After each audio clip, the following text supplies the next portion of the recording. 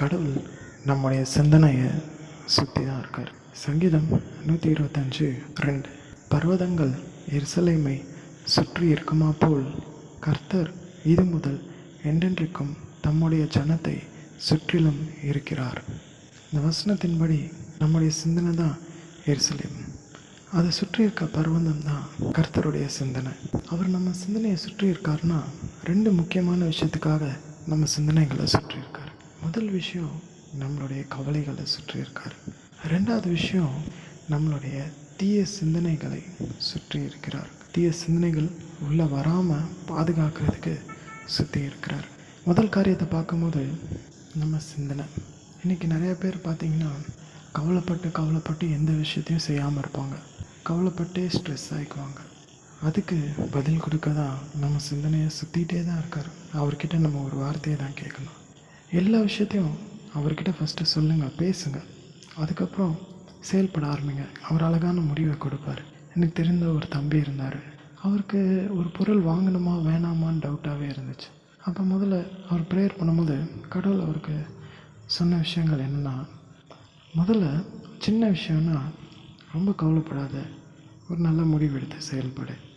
2வது அந்த பொருள் தேவையான பாரு. அந்த பொருள் இல்லாமல் வேறு ஏதாவது வச்சு அந்த பொருளுக்கு ஈடாக ஏதாவது செய்ய முடியுமான்னு பாரு. 3வது அப்படியே அந்த பொருள் வாங்குறீங்கன்னா நல்ல குவாலிட்டியாகவே வாங்கு.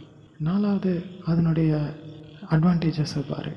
5வது அந்த பொருளுடைய டிஸ்அட்வான்டேஜஸை பாரு. 6வது ஃப்யூச்சரில் எனக்கு அது நல்ல பயனுள்ளதாக இருக்குமா, ஒரு சின்ன அனாலிசிஸ் போட்டு ஒரு ப்ரேயர் பண்ணி அந்த பொருளை வாங்கு. ஸோ இந்த மாதிரி சின்ன காரியங்களை கர்த்தர் அந்த தம்பிக்கு சொல்லி கொடுத்தாரு. முதல்ல அந்த பையனுக்குள்ளே இருந்த கவலை நீங்கிச்சு, இந்த பொருளை சமாதானமாக வாங்கினான். 2வது தீய சிந்தனைகள் நமக்குள்ளே வராது. தீய சிந்தனைகள் நமக்குள்ளே வராதுன்னா சில தேவையில்லாத யோசனைகள், நடந்து முடிச்சதை குறித்து யோசிச்சுட்ருப்போம், இல்லை பெருமையான காரியங்களை நம்ம யோசிச்சுட்ருப்போம். அதனால் என்ன ஆகுனா நம்ம நேரம்லாம் பிடுங்கப்படும். செய்ய வேண்டிய நேரத்துக்குள்ளே எல்லா காரியத்தையும் செய்ய முடியாது, பிரச்சனைகள் வரும், சரியாக தூங்க முடியாது, ஸ்ட்ரெஸ் ஆகும். அதனால் அந்த தீய சிந்தனைகள் நம்ம நேரத்தை ஆட்கொள்ளாதபடி கர்த்தர் நம்ம சிந்தனையை சுற்றிலும் பாதுகாப்பார்.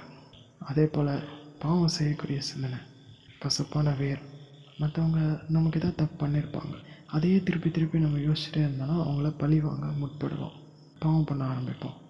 ஒருத்தங்களை மன்னிக்கிறதுனா அந்த சிந்தனை வரும்போது இயேசு கிறிஸ்து நம்மளால் சொல்லணும். இயேசு கிறிஸ்துக்கிட்ட அந்த சிந்தனையை பற்றி பேசணும். பேசிட்டு அந்த பர்வதத்துக்கிட்ட அந்த சிந்தனையை விட்டுட்டு நம்ம சமாதானமாக போகணும். இப்படி தான் கர்த்தர் நம்ம சிந்தனையை சுற்றி அநேக காரியங்கள் செய்வார். ஆசீர்வாதமான ஒரு வாழ்க்கையை தருவார்.